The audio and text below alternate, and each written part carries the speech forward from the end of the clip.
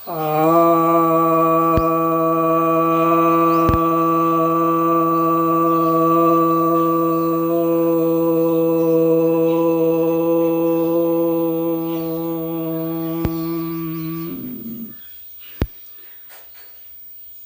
भक्तजनों को सप्रेम नमन। भक्तों, एक जिज्ञासा आई है कि हिंदू समाज को यह लगता है कि वह ज्ञान और धन से स्वयं को बचा और बढ़ा लेगा, जबकि मुस्लिम को लगता है कि वह हथियार और आबादी से बचा और बढ़ा लेगा। दोनों में से किसका दृष्टिकोण सफल है?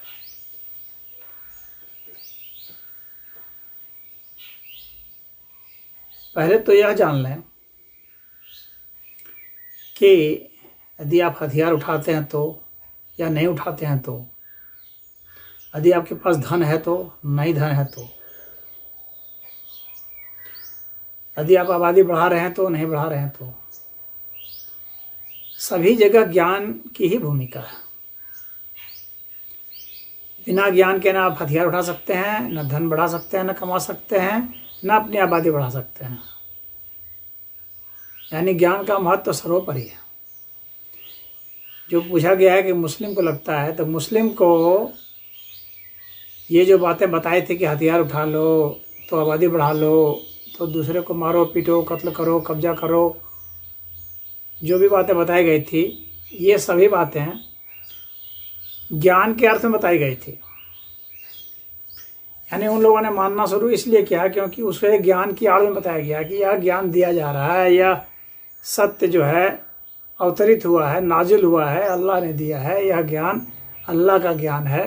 तो इस तरह की बातें, ज्ञान के ही नाम पर यह अज्ञानता फैली थी।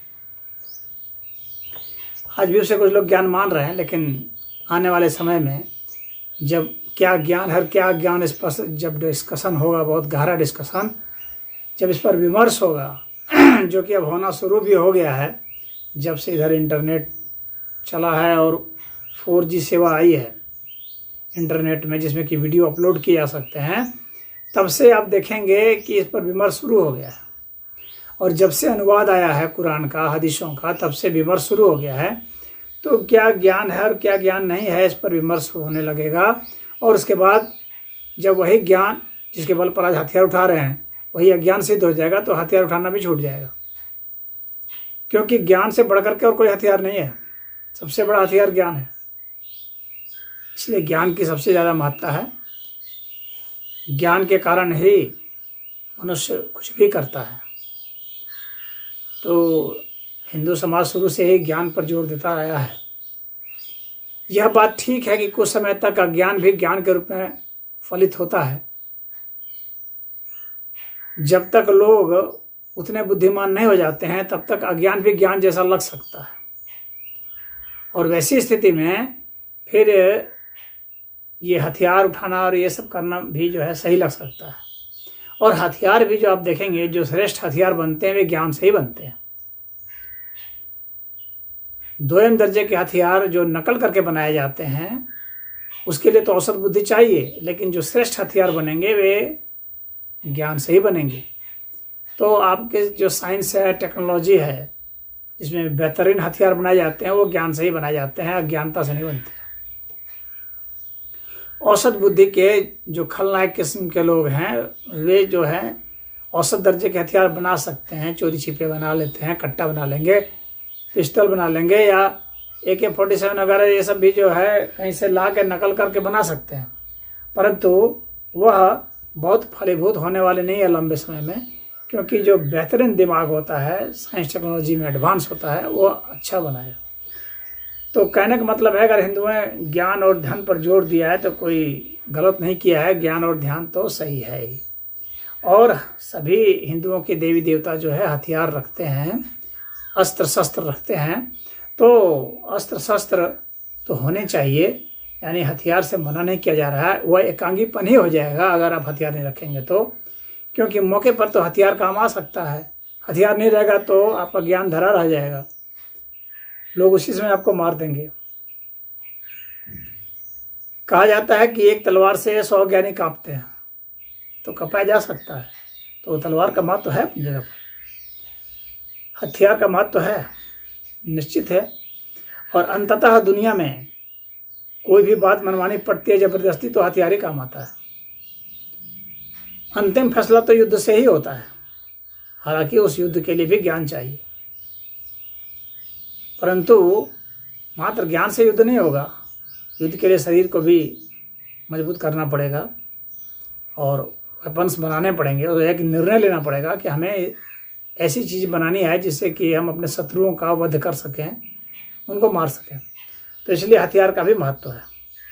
और उसके बाद आबादी, तो आबादी का तो महत्व है ही, भाई आबादी है तो सब कुछ है।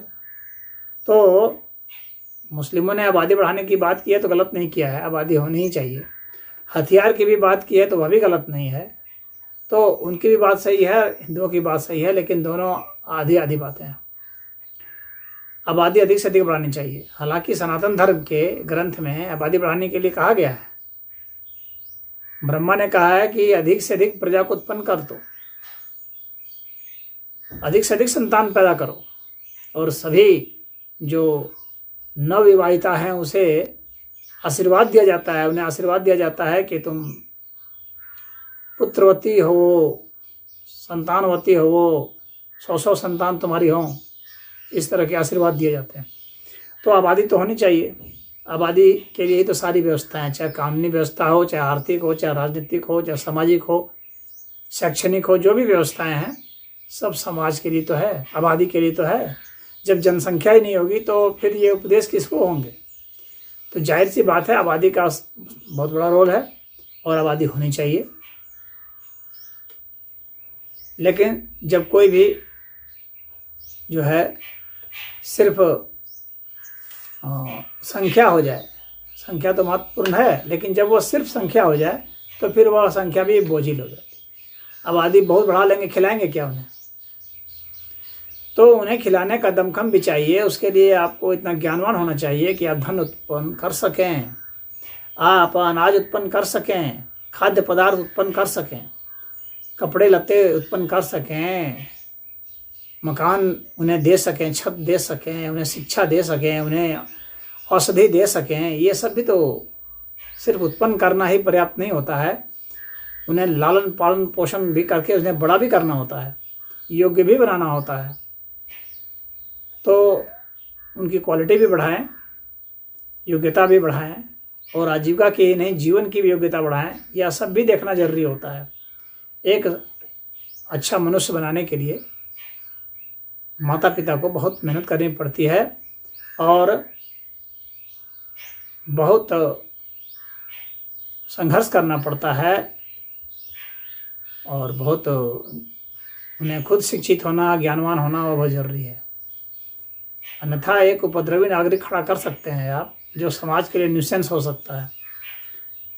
गुंडे बदमाश बना सकते हैं आप अपने बच्चों को, अगर परवरिश नहीं करेंगे तो। हो सकता है वे लूट के कमा लें, अर्जित भी कर लें धन, लेकिन दूसरों को पीड़ित करके ही तो करेंगे, यानी समाज में अशांति फैला कर करेंगे, समाज में उपद्रव फैला के करेंगे। तो ऐसा देश जो है त्राही माम करता है। तो ज्ञान भी होना चाहिए, धन भी होना चाहिए, आबादी भी होनी चाहिए, और आपके पास हथियार भी होने चाहिए।